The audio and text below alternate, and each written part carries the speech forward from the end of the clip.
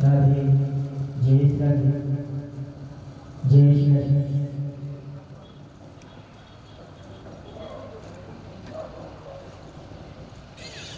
जय श्री राधे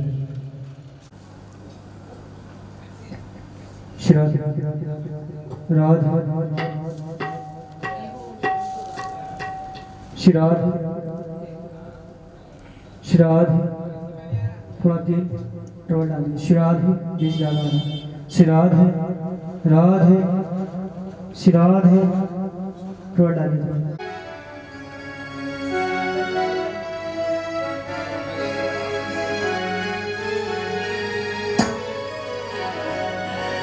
भगवान की जय। श्री राधा रानी सरकार की जय। हे प्रभु मुझे बता दो,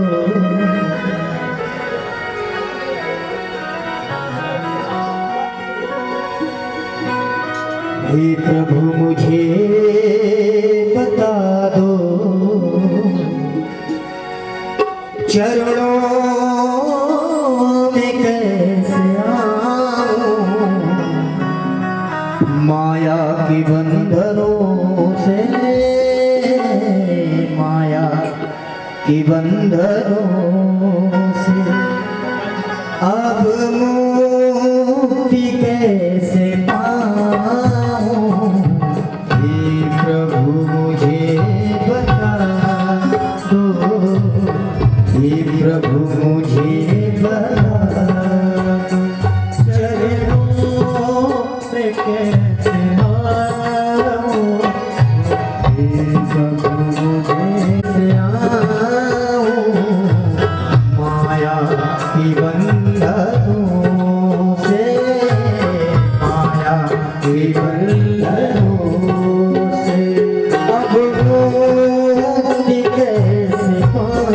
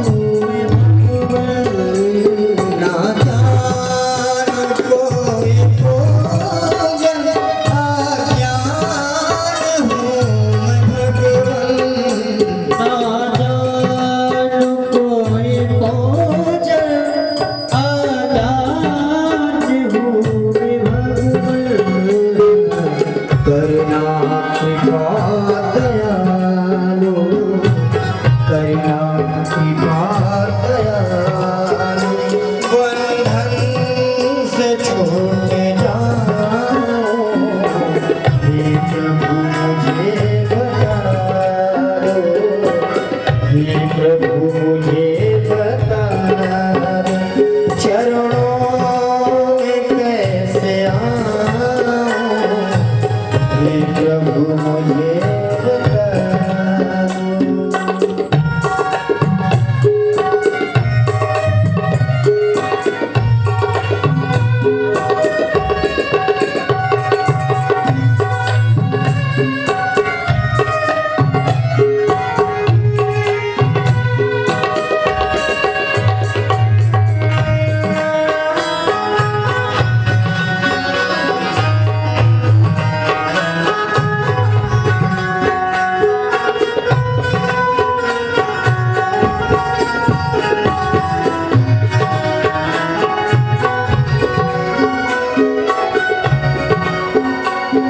मैं हूँ पतित स्वामी, तुम हो पतित पावन। मैं हूँ पतित स्वामी, तुम हो पतित पावन। मैं हूँ पतित स्वामी, तुम हो पतित पावन। मैं हूँ पतित स्वामी, तुम हो पतित पावन।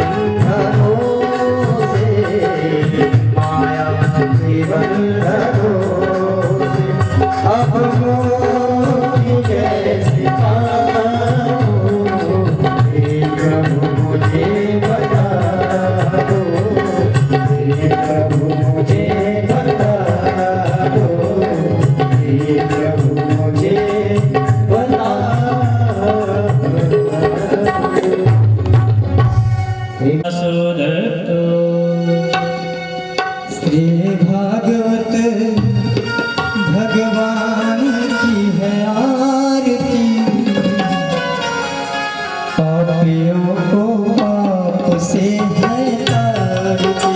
श्री भागवत भगवान की है आरती, पापियों को पाप से है तारती।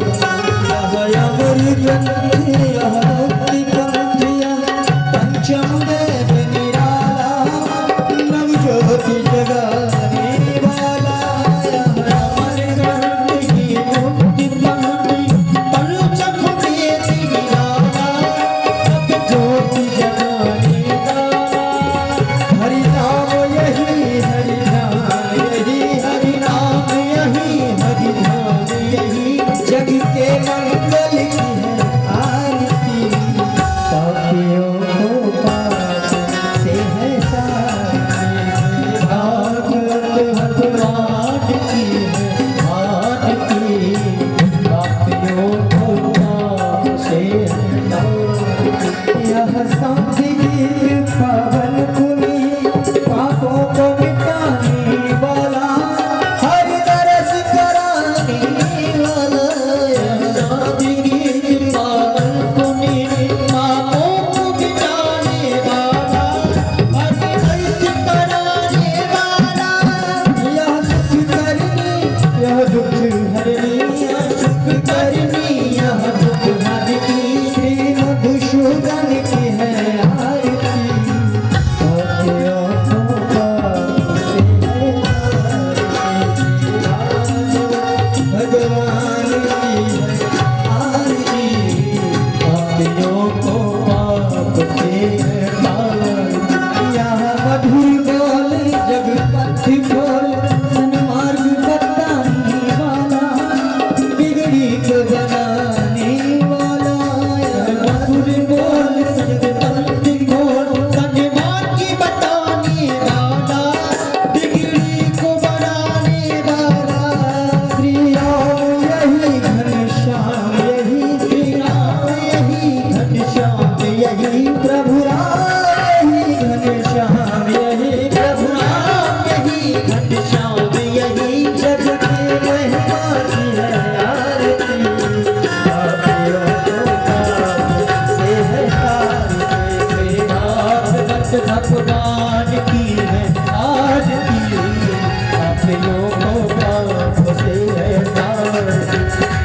पूर्ण गौरम करुणावतारम, सारसारम भुजगेन्द्रम, सदा बदलतं हृदयाभिवृद्धिं भवं भवानी। त्वमेव माता पिता त्वमेव बन्धुः च सखा, त्वमेव विद्या द्रविणं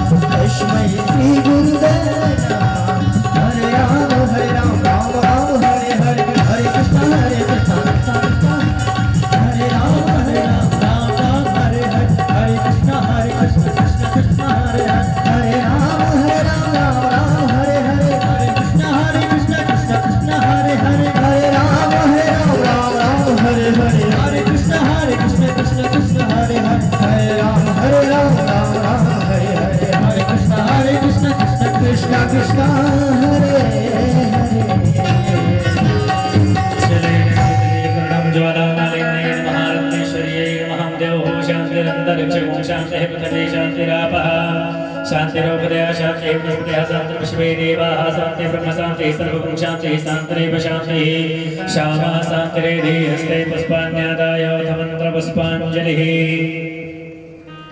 हरिः ओम्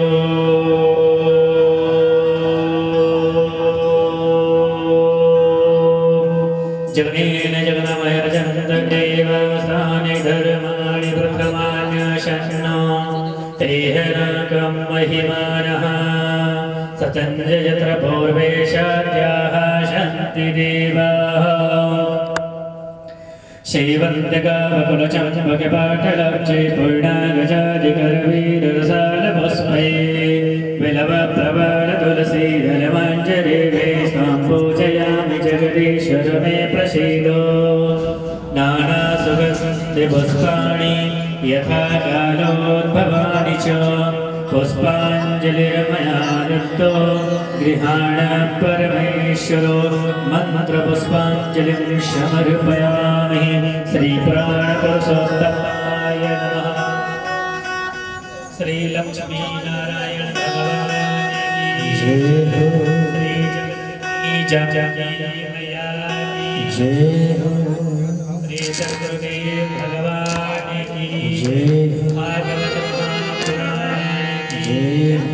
जय जय श्री राधे।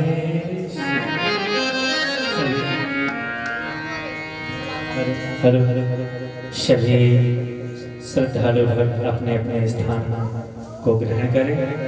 जो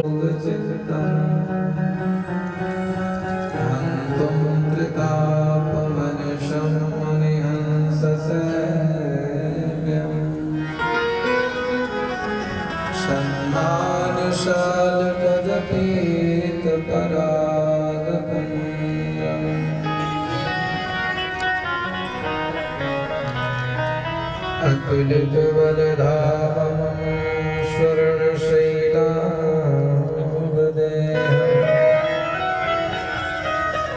धनुर्वनकृशानं ज्ञानिनामाग्रगण्यं सकलगुणनिधानं बालरामधीशम्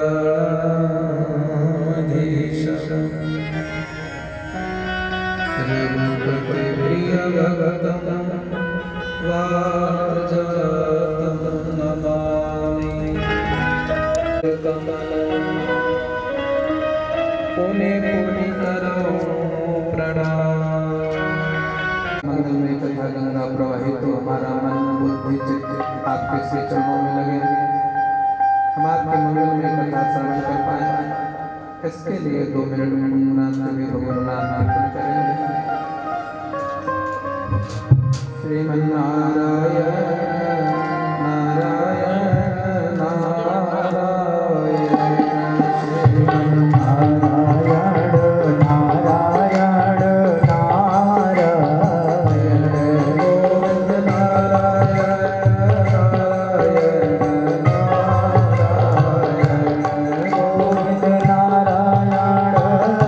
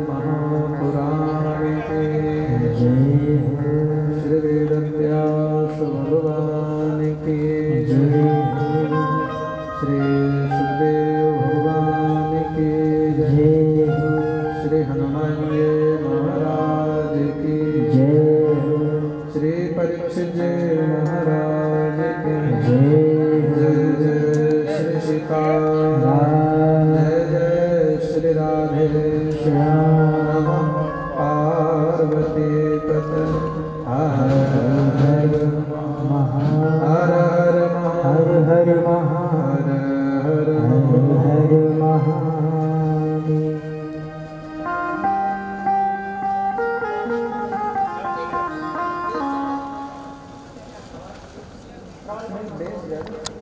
आस्वादन किया, बड़ी महिमा गाई है आप सनकादियों ने श्री नारद जी से, और महात्मा बड़े विधान बताए कथा सुनने के।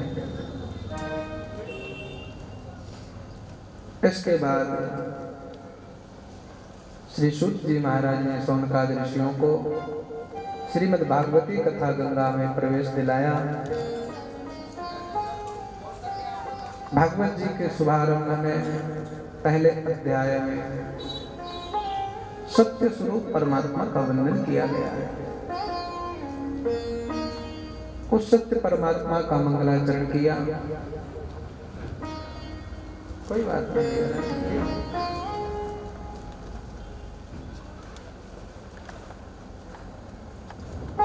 हरि लाल की जय। तो भागवत के प्रथम स्कंद के पहले अध्याय में जिस परब्रह्म परमात्मा का वंदन किया, आइए 2 मिनट उनका ध्यान करते हैं। जन्माद्यस्य यतोऽन्वयादितरता चार्थेषु विज्ञस्वरा तेने ब्रह्म हृदय आदि कवये मुह्यन्ति सूरयः तेजो वारिमृदां यथा विनिमयो यत्र त्रिसर्गो मृषा धाम्ना स्वेन सदा निरस्तकुहकं सत्यं परं धीमहि। उस परब्रह्म परमात्मा का जो सत्य स्वरूप है उनका हम ध्यान करते हैं। वो परमात्मा जो जन्मादिक विकारों से परे,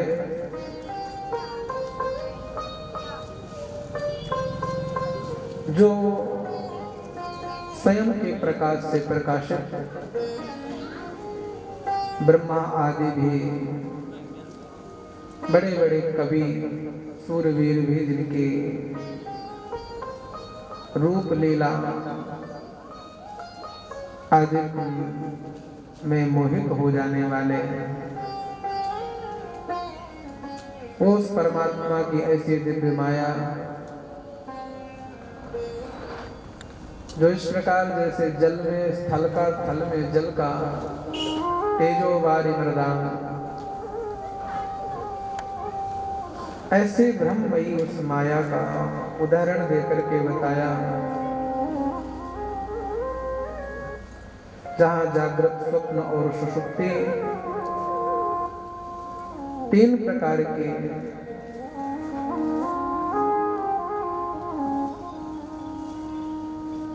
त्रिगुणमयी प्रकृतिमयी उस माया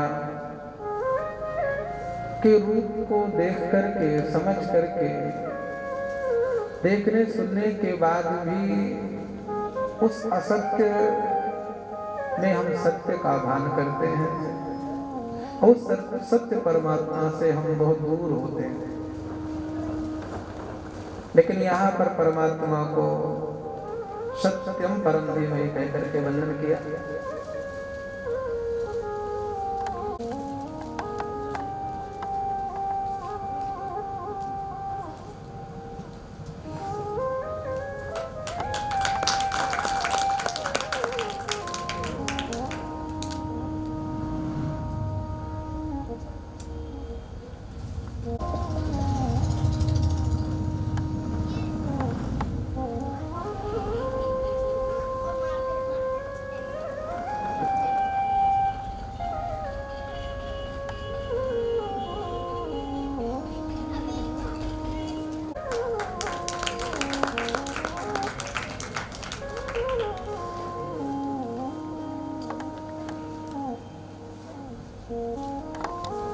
उन सत्य परमात्मा का हम ध्यान करते हैं।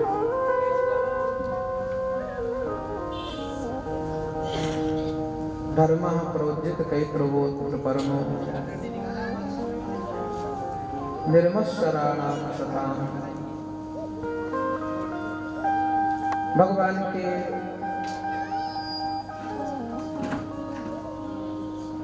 मोक्ष को भी न चाहने वाले भागवत प्रेमी अत्र भागवते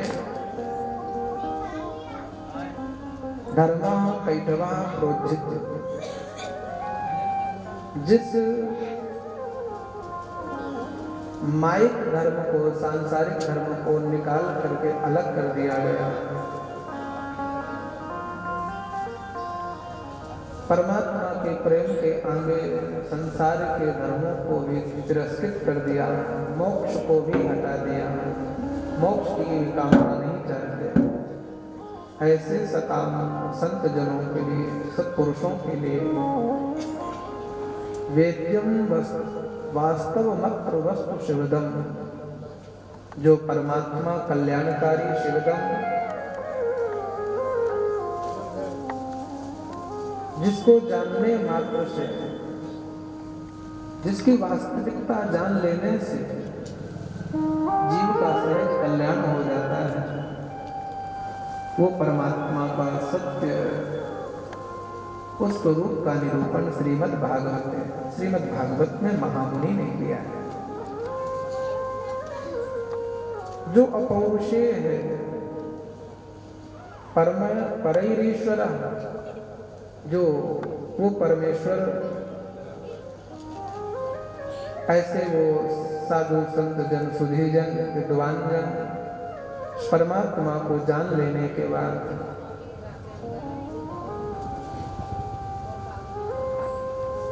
शीघ्र ही परमात्मा से अपने जीवन को जोड़ देते हैं और परमात्मा में जुड़े हुए जीवन में आने में देरी नहीं लगाता। हृदय अवरुद्ध होते हैं, हृदय में परमात्मा अवरुद्ध हो जाता है। कितनी देर में अवरुद्ध हो जाते हैं? जितना जीव को परमात्मा के समक्ष खड़े होकर ये कहने में देरी लगती, नाथ हम आपके हैं,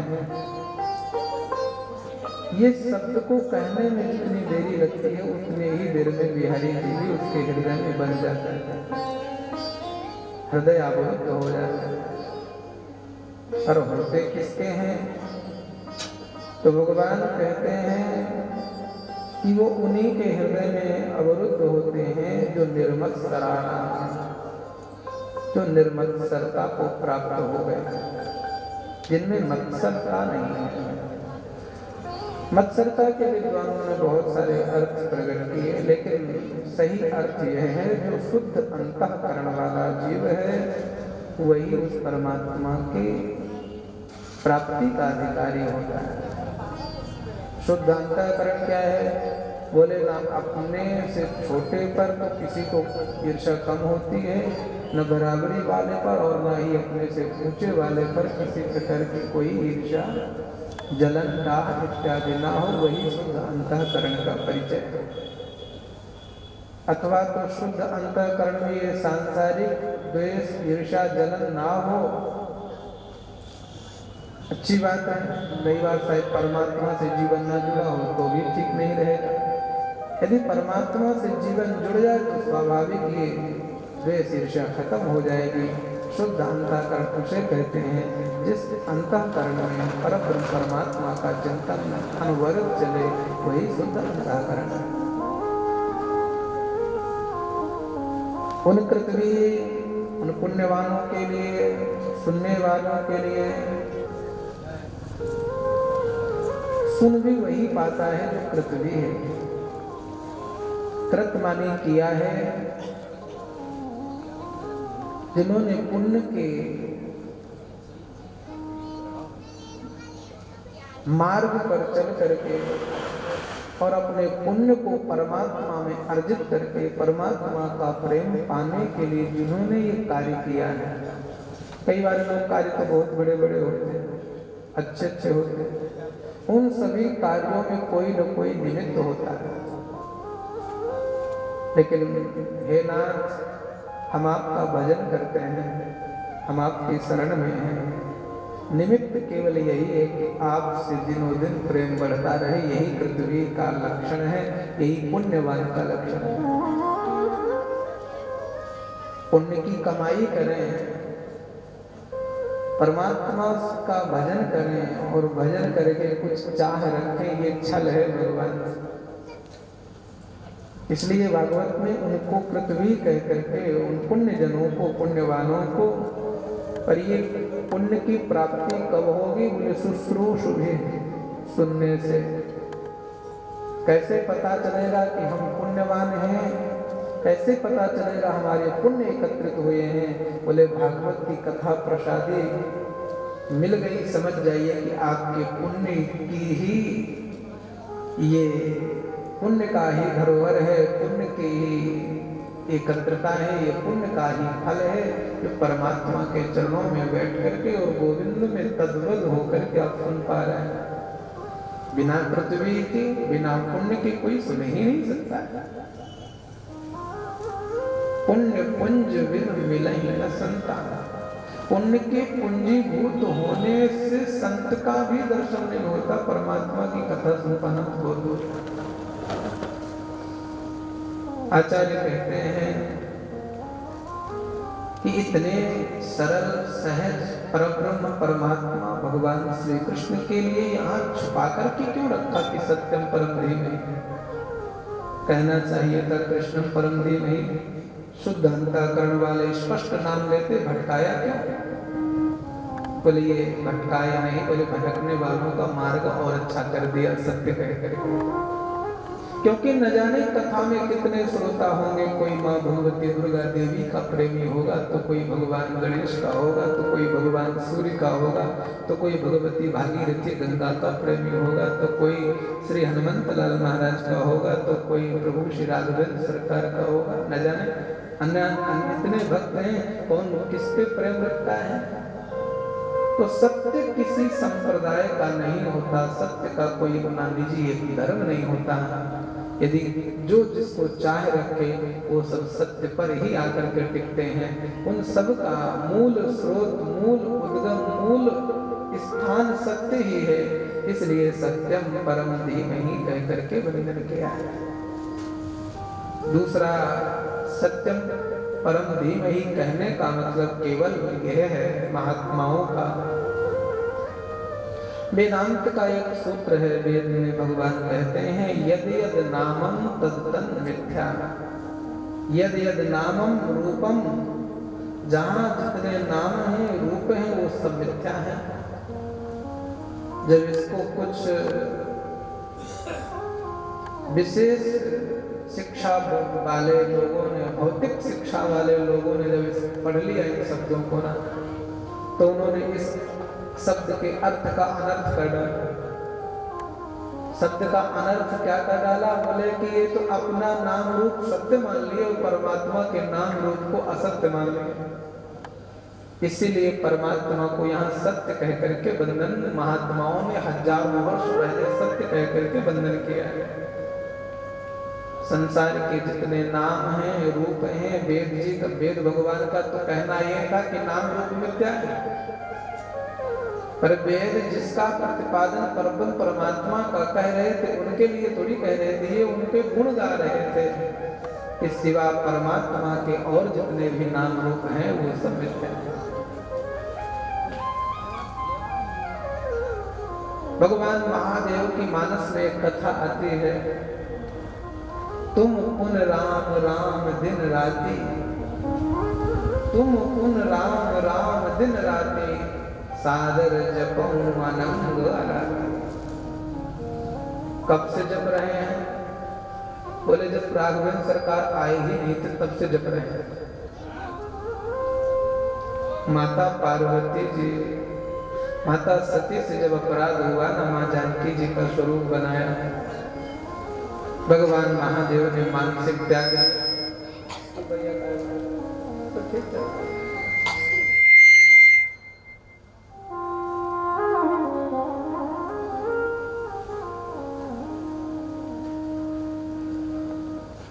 श्री वृंदावन में हरि लाल की जय। कहाँ से लिया? माता सती ने श्री जानकी जी का रूप धारण किया। भगवान महादेव ने मानसिक त्याग किया। कैलाश आए माता कुटिया में प्रवेश हुई। भगवान एकांतिक समय पा करके और भगवान ने राघव सरकार का ध्यान किया और समाधि में इतने गहरे चले गए कि लगी समाधि अखंड अपार। 87,000 वर्ष की समाधि लगी। और जब जागे तो जगने के बाद अनुभव में क्या आया? माँ ने पूछा कि प्रभु कितनी लंबी समाधि रही?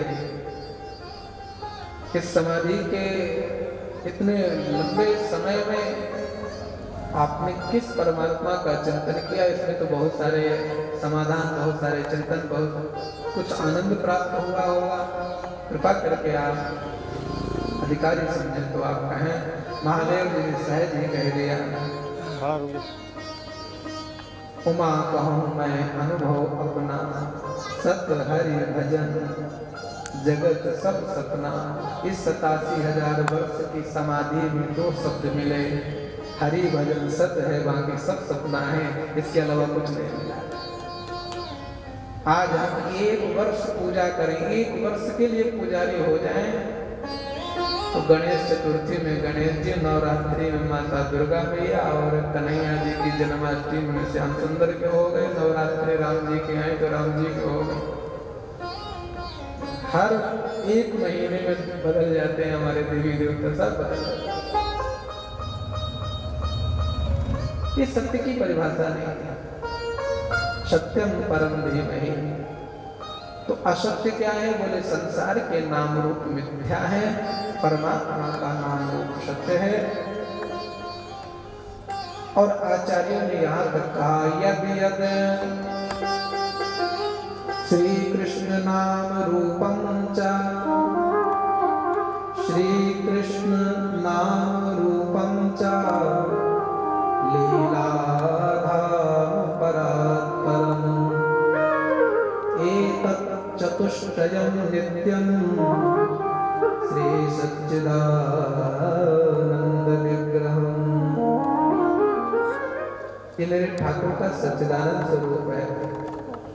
और यही तो महादेव ने सच्चिदानंद जय सच्चिदानंद जग पावन बस कहीं चले मनोज लजावन, भगवान महादेव ने वर्णन किया। महात्माओं में श्री सूत जी महाराज ने अपने सदगुरु भगवान को वंदन किया।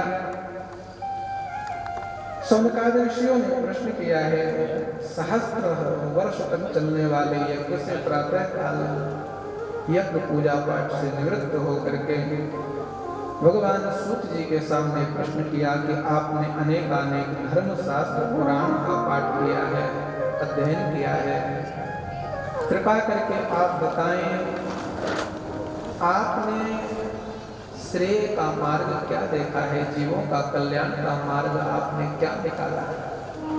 क्योंकि शास्त्र बहुत हैं, पंथ बहुत हैं, ग्रंथ बहुत हैं, जीवों का समय बहुत कम है। उसे बहुत थोड़े से समय में कौन सा साधन करना चाहिए जिससे उसे सहज उसकी गति हो जाए, परमात्मा की प्राप्ति हो जाए। दूसरे में महात्माओं ने दूसरा प्रश्न कर दिया है, भगवान प्रायः कलयुग में या आगे आने वाले समय में लोग मंद होंगे, कुछ तो मंद होंगे और कुछ सुमंद होंगे। मंद का अर्थ है जिसको बालकालीन ही सत्य असत्य का ज्ञान ना हो उसे मंद कहते हैं। और कुछ लोग पढ़ लिख लेते इतना है कि वो पढ़ लिख करके वो मंद हो जाते हैं। उनको तो संसार के हर बात पर विश्वास है, हर कार्य पर विश्वास है, पर भगवान से विश्वास उनका उठ जाए समझ जाओ अधिक मंद हो गए। उनसे पूछो कि भैया आप कार्य हो, दुनिया का हर कार्य बता सकते हैं, लेकिन जब भगवान की सेवा कार्य और भगवान की पूजा पद्धति की बात आए तो कहते हैं महाराज हम बहुत अनभिज्ञ हैं, इस बात से अनभिज्ञ, इस बात की हमें जानकारी नहीं है। महात्मा शौनकाद ऋषियों ने कहा कि ऐसे लोग होंगे, कुछ तो मंद होंगे, कुछ सुमंद होंगे और कुछ भाग्य से भी मंद होंगे। इन सब का कल्याण किससे होगा? इनके उद्धार का कोई एक उत्तम साधन, उत्तम सार तत्व का बखान करें। भगवान ने जब ठाकुर के सारे कार्य संकल्प से सिद्ध हो जाते हैं तो भगवान को देवकी मैया के गर्भ से आने का प्रयोजन क्या है? जब मेरे गोविंद संकल्प मात्र से सब शत्रु का विनाश करते हैं, जब संकल्प मात्र से देवताओं के, पितरों के, ऋषियों के कार्य को सिद्ध कर देते हैं, तो फिर ठाकुर के अवतरण का कारण क्या है?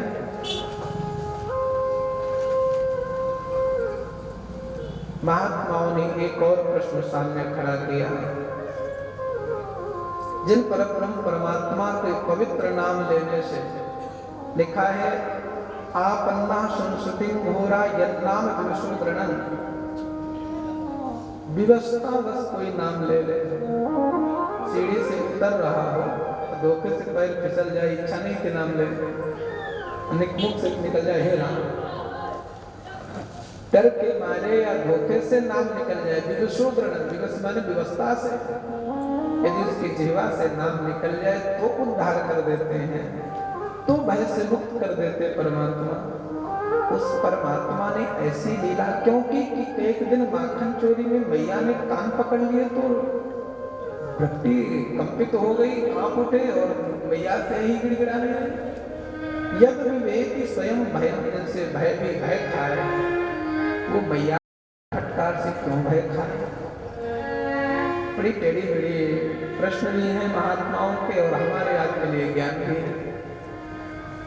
फिर कहते हैं भगवान आप कृपा करके हमें भगवान के दिव्य प्रश्नों का, भगवान की कलाएं कितनी हैं।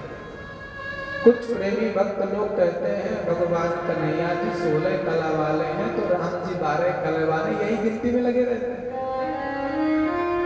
उनका प्रेम नहीं है, वो तो केवल पछाड़ने के लिए कोई 16 कला याद कर रखे हैं तो कोई 12 कला, एक भी कला उनके पास है, एक भी नाम रघुनाथ जी का। कृपा करके बताएं कितने कला वाले हैं और कितने अवतार वाले हैं।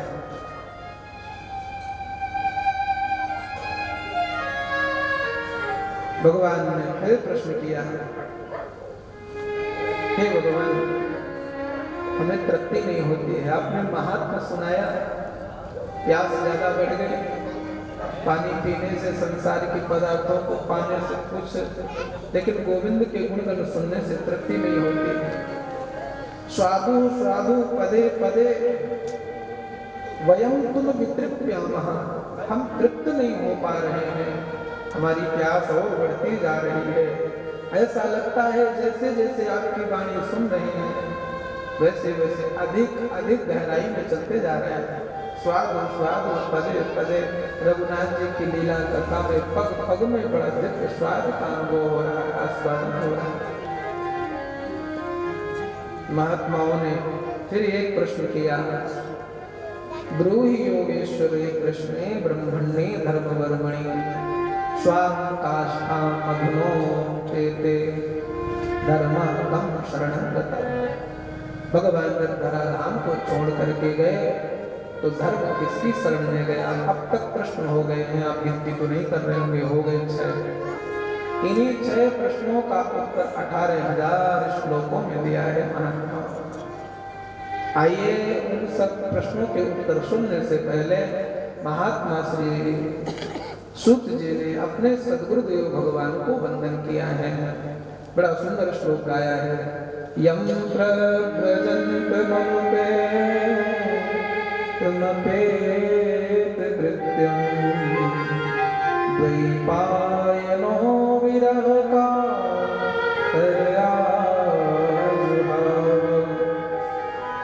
पुत्रे तन्मयतया तरवो विनेदो तम सर्वभूत हृदय मुनिमानतोस्मि।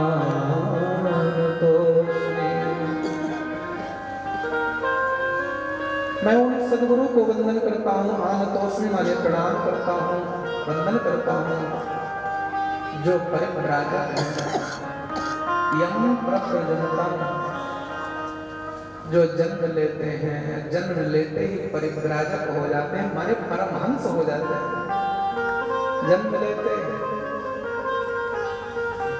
कबीर साहब कहते हैं संसार का प्राणी जैसे जन्म लेता है तो छींकते हुए जन्म लेता है, फिर इसके बाद तुरंत रो देता है।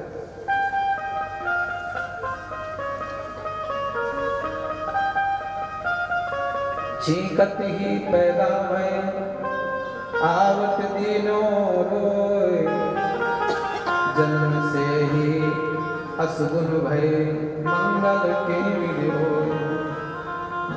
जन्म से ही मंगल के लक्षण दिखाई दे रहे, इसने सभी को बांध दिया महात्मा।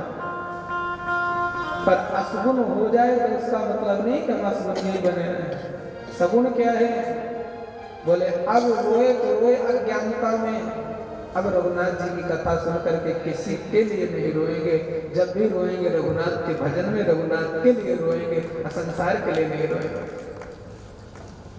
महात्मा परिव्राजक हुए, सुखदेव मुनि चल दिए, न उन्होंने माँ जन्मदात्री माँ की ओर देखा, न ही पिता न माँ की ममता पकड़ पाई और न पिता का मोह उन्हें रोक पाया। न पिता की ओर देखा न माँ की ओर देखा, जन्म लेकर के नालक छेदन भी नहीं हुआ। संतों ने कहा जन्मति ही पैदा है नरा लपेटे अंग, बाग चले सुखदेव मुनि लगे व्यास जी संग।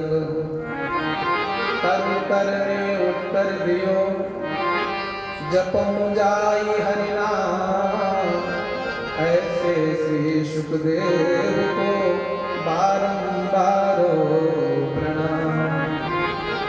ऐसे उन महात्मा को एक बार नहीं कोटि बार प्रणाम वृक्षों ने उत्तर दिया। महात्मा जी आप पिता बन के जिनके पीछे जा रहे हैं ना, पुत्र कहते कहते वो आपका अकेले का पुत्र नहीं है, सर्वभूत हृदय, सभी प्राणियों के हृदय में रहने वाला वो परमात्मा ही तुम्हारा पुत्र बन करके आया। अब उस परमात्मा को तुम अकेला अपना पुत्र मानोगे, अच्छी बात नहीं है।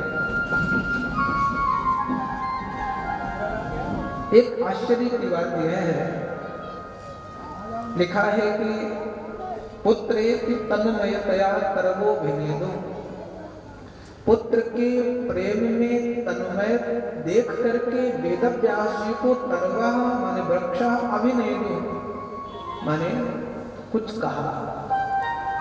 क्या कहा? तो वृक्षों ने उत्तर दिया। जब वृक्षों में कहने की ताकत तो थी, लेकिन इस प्रकार स्पष्ट वेदव्यास जैसे महात्मा को कि पुत्र नहीं परमात्मा है, ऐसे कहने की ताकत तो नहीं थी। सांकेतिक भाषा थी, संकेत में समझ लेते तो अच्छा है, लेकिन उन्होंने स्पष्ट कह दिया कि सर्वभूत हृदय। वृक्षों में ताकत कब से आई? बोले जब से सुखदेव भगवान जिन जिन वृक्षों के नीचे से निकल जाते हैं वो वृक्ष भी सगुण साकार हो जाते हैं, बोलने की ताकत पा लेते हैं। ये गुण वृक्षों में कैसे आया है? आओ मानस की उन अर्धालियों को गुनगुनाए श्री पूज्यपाद गोस्वामी तुलसीदास जी महाराज कहते हैं, जो चेतन कहाँ जड़ करे जड़ई करे चेतन, अस समर्थ रघुनाथ भजनी जीव दे धन। जो जड़ को चेतन और चेतन को जड़ कर रही है, सामर्थ्य तो केवल रघुनाथ जी की है। महात्मा ने दूसरे श्लोक में अपने गुरुदेव भगवान को गुरु कहकर के वंदन किया, भगवती सरस्वती को भगवान नारायण को वंदन किया। और कहा है सवई पुंसाम परो धर्मो यतो भक्तिरधोक्षज। हे महात्मा, आपने जो प्रश्न किया तो सबसे श्रेष्ठ धर्म क्या है, परम धर्म क्या है? बोले परमात्मा की भक्ति ही परम धर्म है, श्रेष्ठ धर्म है परमात्मा की भक्ति। धर्म क्या है? बोले जिस धारणा को, ध्यान से समझिए, जिस धारणा को धारण करने से, जिन विचारों को धारण करने से, जिन नाम के गुनगुनाने से नामी पे परमात्मा में सहज प्रेम प्रकट हो जाए, उसी का नाम धर्म है। भगवान कहते हैं धर्मो यतः यथा धर्म भक्ति अधोक्षज। भगवान के चरणों में सहज भक्ति हो, अधोक्षज परमात्मा पर प्रेमा भक्ति हो जाए, यही परम धर्म है। पुंसाम परो धर्म, जीव का परम धर्म यही है।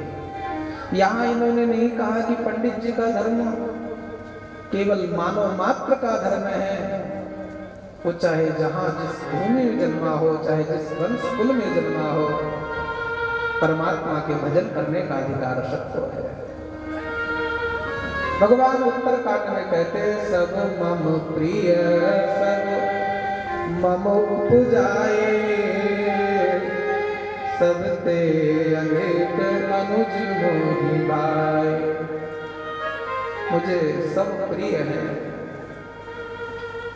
कई बार लोगों को लगता है कि हमें ही वो प्रिय है, लेकिन जितना आपको वो प्रिय है ना, उससे ज्यादा कहीं वो आपको प्रेम करते हैं। एक घटना एक बार उस जमाने की बात है, जब गांव में कच्चे घर हुआ करते तो 2-2 ढाई लाख में पक्के बन गए थे और बड़ी कृपा हो गई। शासन प्रशासन ने भी सबके पक्के करा दिया। अच्छा होना ही चाहिए। और उस समय जब कच्चे घर होते, जब अप्रैल वाले होते, आषाढ़ सावन के महीने आने से पहले ही तैयारी होती थी। कपड़े वो मिट्टी के बनाए जाते, फिर बुला करके उन्हें ठीक कराया जाता। एक सज्जन अपने घर की खपड़ेल माने पानी में अंदर आए, उसको ठीक कर रहे थे। उनका बेटा सोचा मैं भी पिताजी की मदद कर दूं। वो भी मई जून के महीने का तेज भुवन भास्कर भगवान की गर्मी से चपित दोनों, बेटा पिता से कहे उतर आओ, पिता कहे बेटा तू चल। अंत तो गंदा बेटा उतर करके आया। पिताजी नहीं उतरे तो बेटे ने कहा कि आप तो आने हैं। दूसरी तरफ जाकर के वो भी फिर से, जब तक आप नहीं उतरोगे तो हमने सेवा। अब वो दोनों पिता पुत्र में झगड़ा हो रहा। बेटा दूसरी जगह जाके उसको ठीक करने लगा तो पिता उतर के नीचे आ गया। बोले बेटा मैं नीचे आएगा तू आ। बोले अब मैं 2 लाइन ठीक करके ही आऊंगा। पिताजी चले गए नहाने, तब तक उसको लाया कि पिताजी शाम को काम न करें, 1 लाइन और ठीक कर लो बची है। पिता ने फिर कहा बेटा नीचे आ जा, नहीं आया। तो पिताजी ने उसके 7-8 महीने का बालक था, उसको गोद में लेकर के धूप में बाहर निकाला। बोले बेटा बाहर आ जा। वहां से लाल पीला हो ऊपर से कहता अपने तो धूप में खड़े हैं और उसको ले रखे। उसने तब पिता ने कहा कि बेटा बहुत प्रिय लग रहा है तुझे ना ये 6 महीने का 7 महीने का, इस वजह से जितना तुझे ये प्रिय है उतना ही मुझे तू प्रिय है। आकर के प्रणाम किया। पिताजी मैं सोचता था कि मुझे ये बहुत प्रिय है, लेकिन सत्य है आप जितना रघुनाथ जी को प्रेम नहीं करते होंगे, उस लाख गुना रघुनाथ जी अपने प्रेमी जनों को प्रेम करते। प्रेमी जनों की बात छोड़ दो, सब मम प्रिय, सब मुझे प्रिय है, सब मम उपजाए। क्यों प्रिय है? लेकिन मेरे बनाए। कोई मेरे ऊपर थूक दे, कोई मेरे ऊपर पानी डाले, कोई मत डाले, कोई मुझे चढ़ाए, कुछ नहीं चढ़ाए, फिर भी मुझे प्रिय। स्वभाव है मेरा, मुझे प्रिय है।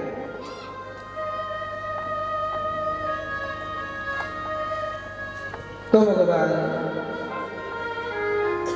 परम धर्म वही है, परम परमेश्वरम।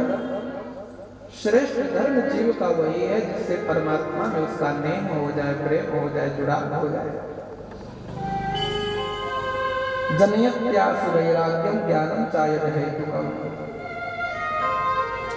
भगवान कहते हैं जब वासुदेवे भगवती, जब किसी को धर्म का, ये बात जरूर बहुत अच्छे सुनिएगा, सभी सुनना है। कहते हैं जब परम धर्म की जानकारी जीव को हो जाती है, परम धर्म समझ लिया आपने, जिससे परमात्मा से प्रेम हो, वो धर्म है, वो पूजा है। शायद 2 घंटे 3 घंटे आपकी घंटी बजे, माला खूब पहने, चंदन खूब लगाएं, प्रेम रघुनाथ जी से ना हो, वो सब कुछ समय का व्यर्थ का माना। कई बार मंदिर जाके घंटे भर बिता देते, घंटे भर में 1 घंटे में 60 मिनट होते हैं। उस 60 मिनट के अंतराल में 60 सेकंड भी अपने पक्ष के नहीं होते।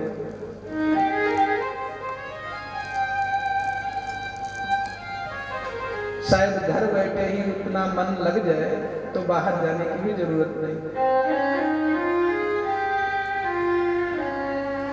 व्याख्या करने वालों ने तो कहा कि दैहिक दैविक भौतिक ताप नहीं व्यापते हैं। दैहिक ताप माने लोगों का विचार है, शास्त्रों का मत है, विद्वानों से द्वारा सुना गया कि मन में उठने वाले दुख दर्द, शरीर में उठने वाले क्लेश कष्ट, ये सब दैहिक ताप के अंदर आते हैं। लेकिन इस दैहिक ताप का एक नाम और है, आधिदैहिक। ये तो भौतिक दैहिक हो गया, बोले ये देह भी भौतिक है, इसमें पीड़ा होना दैहिक ताप है। लेकिन इसमें आधिदैहिक ताप क्या है? बोले आधिदैहिक ताप वही है, सुने कि जिस समय हम गंगा के किनारे हो और हमारा अंतिम समय नजदीक हो और ऐसा पूछा आ जाए कि गंगा के किनारे रहकर के गंगा जलमुख में न पड़ पाए, यही तो आज वही था। यही तो महान कष्ट है कि गए थे गंगा नहाने के लिए, नहाए, लेकिन जब वास्तविक समय आया तब हमें गंगा का जल नहीं मिल पाया। इन तापों से हम कैसे बचेंगे जब जीवन में परम धर्म की प्राप्ति होगी, परमात्मा की प्राप्ति होगी। तो भगवान कहते हैं कि वासुदेव भगवती, जब आपको धर्म की जानकारी हो जाए तो आप अपनी भक्ति का विवाह कर लेना। जगते जगते विवाह होना बहुत जरूरी है। देखो विवाह और ब्याह 2 प्रकार के होते हैं। जिसमें वाह हो वो विवाह, जिसमें आह वो ब्याह। माने जिस भक्ति में काया का क्लेश हो, भक्ति करने के बाद भी क्लेश बनी रहे, वो ब्याह है। और जिस भक्ति को भगवान से जोड़ देने पर जीवन का आनंद का अनुभव अपने को होने लगे, वो विवाह है। तो लिखा है भागवत जी में, वासुदेवे भगवती भक्ति योग प्रयोजित। थोड़ी भी भक्ति आए ना, थोड़ी भी महारानी जी की कृपा हो जाए तो आप अपनी भक्ति करो। एक नासन उठाने से पहले कह दो, गोविंद जो कुछ किया कराया, निमित्त आपने मुझे बनाया, पर आपने किया, आपने कराया, आपको ही समर्पण। भगवान को कोई भी पूजा पाठ करके समर्पण करने में घबराना नहीं, क्योंकि जब आप ठाकुर को समर्पण कर देंगे तो लाभ क्या मिलेगा? कई जिस समय विवाह किया तो केवल भक्ति थी आपके पास, लेकिन विवाह के बाद स्वाभाविक है संतान होती है, प्रकृति का नियम है। विवाह होगा, संतान होगा। जैसे ही भक्ति का विवाह आपने भगवान किया, वैसे ही भक्ति के 2 बेटे जन्म लेते हैं कुछ समय बाद।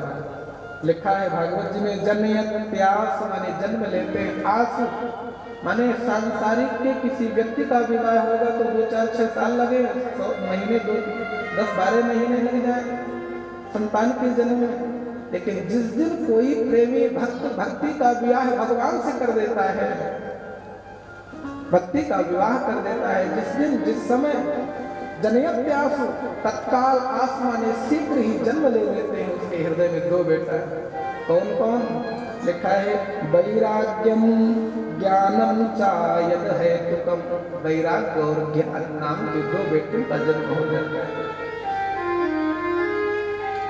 ये वैराग्य माँ और बेटा, माँ और पिता। अधिकतर आप लोग भी कहा करते हैं महाराज आपके दो बेटा हैं, एक माँ को मिलता है, एक पिता की शक्ल में गया। कहते हैं एक माँ की शक्ल को, एक पिता की शक्ल को। तो ये जो वैराग्य है ये ठीक मेरे रघुनंदन राम की शक्ल में गया है। ये जो ज्ञान है ये भक्ति के पक्ष में गया है, और जो भक्ति के पक्ष में गया है वो भक्ति को ले आएगा। जो ज्ञान, जो वैराग्य है रघुनाथ जी के पक्ष में गया है, माने न राम जी दूर होंगे, न भक्ति दूर होगी, न ज्ञान वैराग्य उसके हृदय से दूर होगी। जो अपनी भक्ति की एक भी माला जब के रघुनाथ को समर्पण कर देता है तो रघुनाथ जी अपने परिवार सहित उसके हृदय में आकर के बन जाया करते हैं। यही भगवान की भक्ति का प्रयोजन है। आइए तो फिर गोविंद को गुनगुनाए कि हे दयालु, हे कृपालु, हमारे जीवन का जो भी क्षण हो आपके लिए हो, जो भी हमारी भक्ति हो वो आपके चरणों में समर्पित हो। आइए 2 मिनट गुनगुनाते हैं।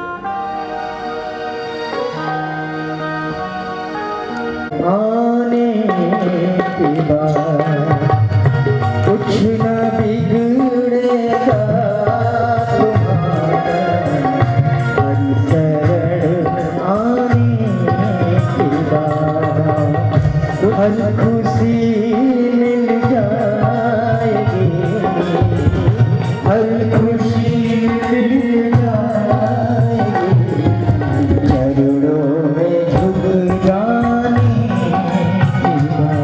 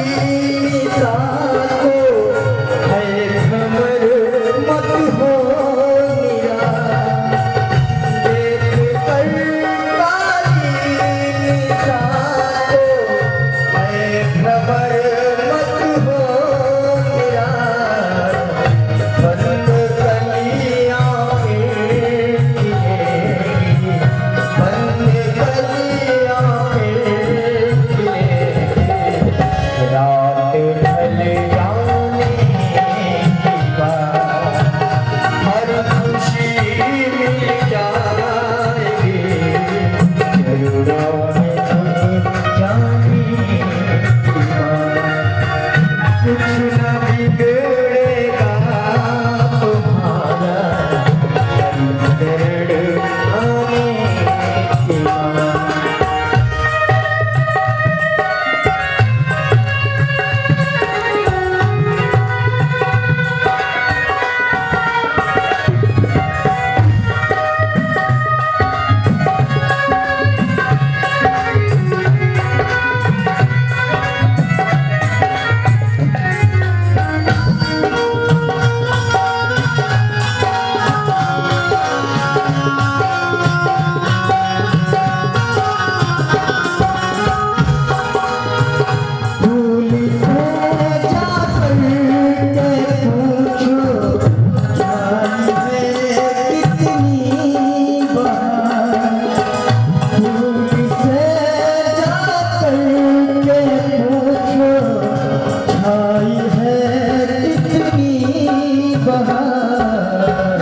रात भर कांटों में सोया, रात भर कांटों में सोया, डाल पर आने के बाद कुछ न बिगड़ेगा तुम्हारा शरण आने के बाद।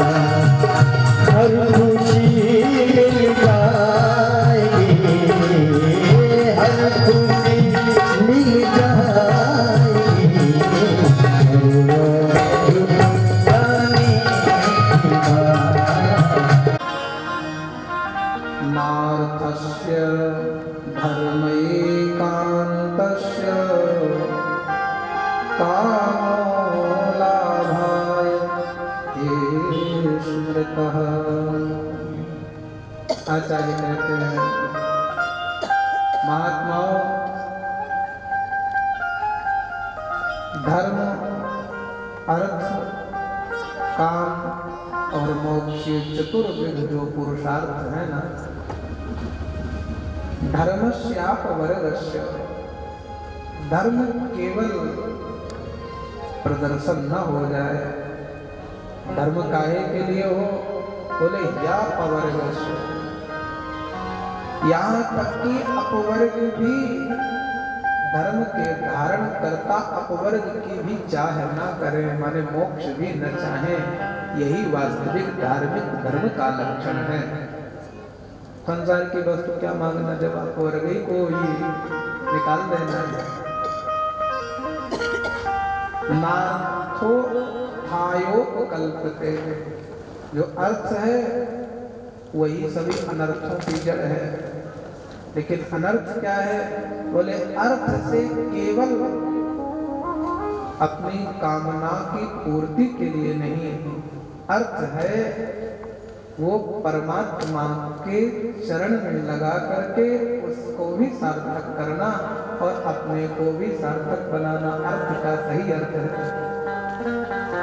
जैसा कि आपने निर्णय लिया कथा सुननी है, कथा करानी है, तो आप कथा में लग गए, पूरे समाज को, पूरे परिवार को भी लगा दिया। यही अर्थ का सही अर्थ है। धर्मैकान्तस्य कामो लाभाय स्मृता। अर्थ का है सही धर्म की कामना, काम की प्राप्ति होना। काम क्या है? बोले सर्व जीव का यही काम है, परमात्मा की प्राप्ति। काम से इंद्रिया प्रीति ना, काम इंद्रियों की प्रेम के लिए नहीं, इंद्रियों के मनमाना चलने चलाने के लिए नहीं। काम ना तो गोविंद की प्राप्ति के लिए हो, गोविंद सांसारिक कामनाओं के साथ, संसार के साथ रह करके परमात्मा की भी कामना हो, परमात्मा की भी चाह हो। इसलिए भागवत के 10वें स्कंद में भगवान कहते हैं, गोप्या कामान भयात् कन्दस। गोपियों की जो भक्ति है वो कामनामयी है। कामना का अर्थ यहाँ इंद्रिया की प्रीति नहीं है, यहाँ कामा परमात्मा प्राप्ति, यहाँ कामना परमात्मा की प्राप्ति वाली है। वो कामना भी सत्य है, वो कामना भी गोविंद को मिलाने वाली है, जिसमें गोविंद के लिए ही कामना है, ना कि इंद्रियों की प्रीति हो। कामश्चेन्द्रिया प्रीति लाभो जीवे यावता जीवस्य तत्व जिज्ञासा नार्थो यश्चेह कर्म भी। कई बार जिसे हम परमात्मा भगवान ईश्वर आदि शब्दों से जानते हैं, प्रेम करते हैं, वो तीनों चारों जो नाम हैं वो भगवान के नाम अलग अलग हैं। वस्तुतः परमात्मा का स्वरूप एक ही है। हाँ, नाम के जैसे जैसे नाम होंगे उन नामों के गुण और फल अलग हो जाएंगे, लेकिन सभी गुण फल मिल करके आपको वहीं ले जाएंगे जहाँ नारायण जी ले जाएंगे, वहीं ओम जी ले जाएंगे, जहाँ ओम जी ले जाएंगे वहीं राम जी ले जाएंगे, जहाँ राम जी ले जाएंगे वहीं कृष्ण जी ले जाएंगे। गंगा के घाट तो बहुत हैं, गंगा एक है। गंगा के घाट थे, लेकिन गंगा किसी घाट की नहीं थी।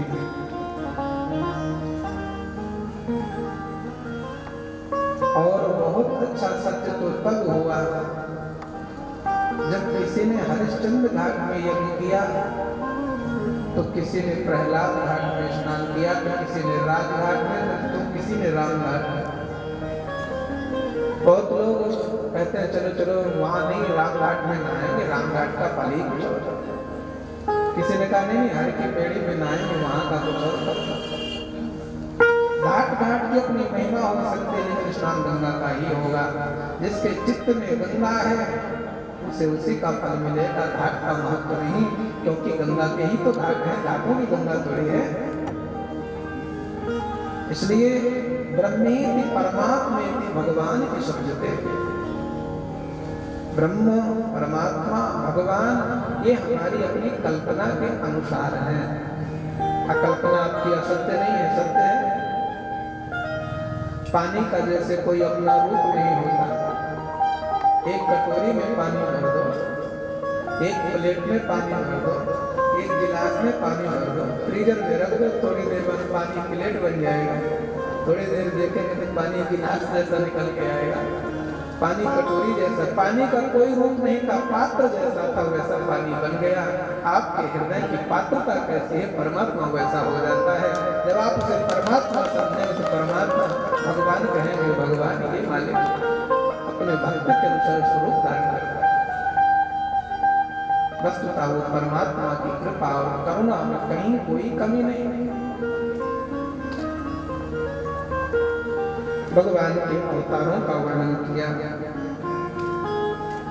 जग्रहे पौरुषम रूपं भगवान महदादिवे सम्भूतं षोडश कल्मादो लोकशिक्षया। लोक को शिक्षण करने के लिए परमात्मा ने अपने एक स्वरूप को 16 प्रकारों में बांट दिया। मन बुद्धि चित्त आदि ये जो अंतः चतुष्ट हैं, 5 ज्ञानेंद्रिय, 5 कर्मेंद्रिय और एक मन, 16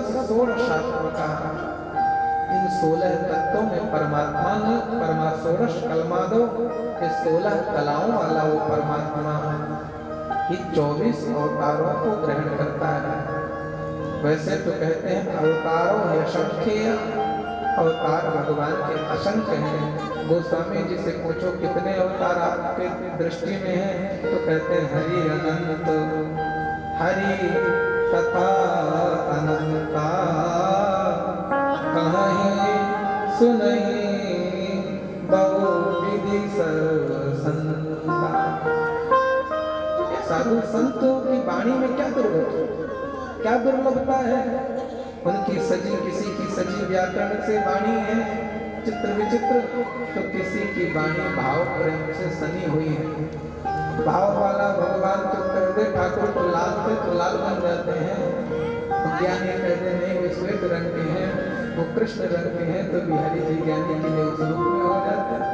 भगवान कहते हैं मुझे सांवला बनने में श्वेत बनने में कितनी देर लगती है। भगवान के 24 अवतारों का वर्णन करते हैं, लेकिन भागवत जी में 22 अवतारों का वर्णन किया। सबसे पहले भगवान सनक सनंदन सनातन सनत कुमार के रूप में प्रकट होते हैं। नंबर 2 में भगवान वाराह, नंबर 3 में भगवान श्री नारद जी, नंबर 4 में भगवान धर्म कला के यहाँ नर नारायण के रूप में भगवान अवतीर्ण होते हैं।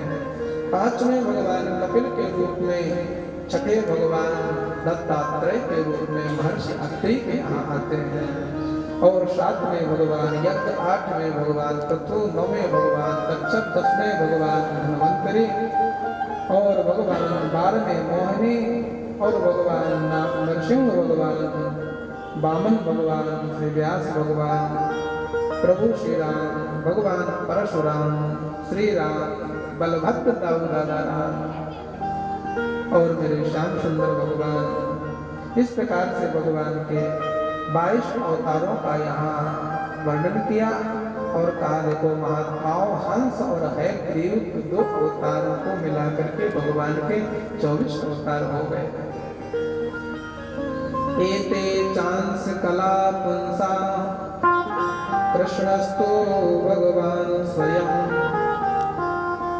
यहाँ कहते हैं चकारो रामचंद्रा, इन सभी अवतारों के इष्ट कहें, श्रेष्ठ कहें प्रभु श्री राम ही भगवान। अब देखो कहें कि ही और भी का बहुत बड़ा झगड़ा है। ही और भी 2 शब्द ऐसे हैं जो झगड़ालू है। भी तो झगड़ा निपटा देता है, अरे ही झगड़ा करा देता है। ऐसा ही है, झगड़ा तैयार, नहीं भाई ऐसा भी है, झगड़ा करना। माने लिखा है भागवत जी में, एते चांस कला पुंसा कृष्ण अस्तु। अस्तु माने भी, कृष्ण भी भगवान है। किसी ने कहा नहीं राम जी भगवान, बोले नहीं भाई साहब कृष्ण भी भगवान, बोले बात करता। तो भगवान श्री राम जो है वही भगवान कृष्ण है, जो भगवान कृष्ण है वही प्रभु श्री राम है।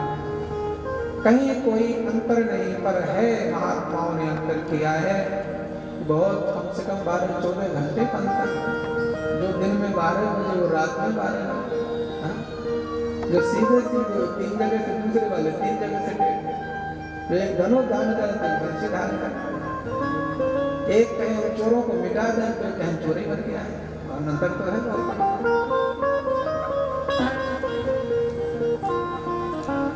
ऐसे भगवान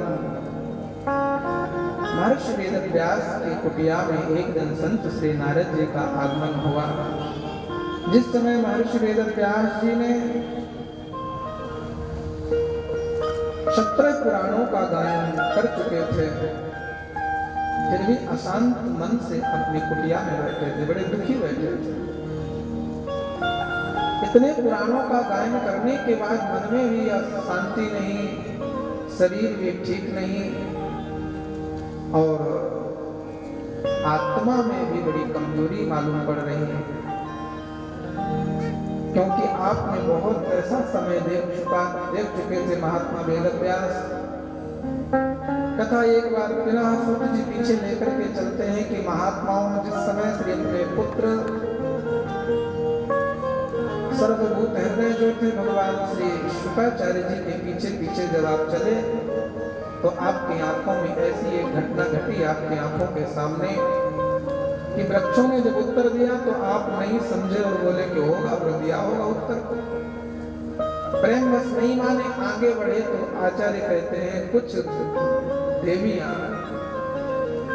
स्नान कर रही थी, उसमें से कुछ 15 वर्ष की थी, कुछ 16 वर्ष की थी, कुछ 20 वर्ष की भी होंगी।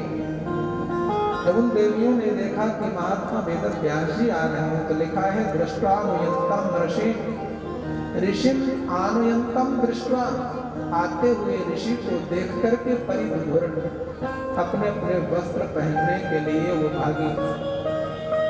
महात्मा ने भी सोचा देव्यो हुरिया, हमें देख करके ये लज्जा रही है। सुतस्य चित्रम, हमारा बेटा अभी यहीं से निकला, तुम्हारी अवस्था का था, उसे देख करके तुम्हें लज्जा नहीं आई? मुझ बूढ़े महात्मा को देखकर तुम्हें लज्जा आ रही है? मुनौ जगदू वास्ति, मुनि ने जब ऐसा कहा तो जगदू माने गोपियों ने भी उत्तर दिया। क्या उत्तर दिया? स्त्री कुंभेदा, स्त्री और कुंभ माने पुरुष का, स्त्री और पुरुष का बाबा तुम्हारी दृष्टि में ज्ञान है, ना कि तुम्हारे बेटे। तुम्हें ज्ञान है कौन स्त्री है कौन पुरुष है, लेकिन तुम्हारा बेटा इसीलिए तो सर्वभूत हृदय है, सभी के हृदय में बसने वाला परमात्मा है। परमात्मा की दृष्टि में न स्त्री है न पुरुष है। इंसान आप में और आपके बेटे में इतना ही अंतर है कि आपकी नजर में हम स्त्री हैं तो आप अपने को पुरुष समझते, इसमें लज्जा गए। आपके बेटे में न स्त्रीत्व था न पुरुषत्व था, वो तो परमात्मा था, इसलिए वहां पे लज्जा की बात ही नहीं। ये दृश्य भी देख करके बड़े खिन्न थे। समय द्वापर का अंतिम चरण चल रहा था। खिन्न मन से बैठे संत श्री नारद जी का आगमन हुआ। महर्षि वेद व्यास जी के कुटिया में संत नारद जी ने आकर के वंदन किया और कहा, पाराशर्य महाभाग भवता तच्चिदात्मना। आप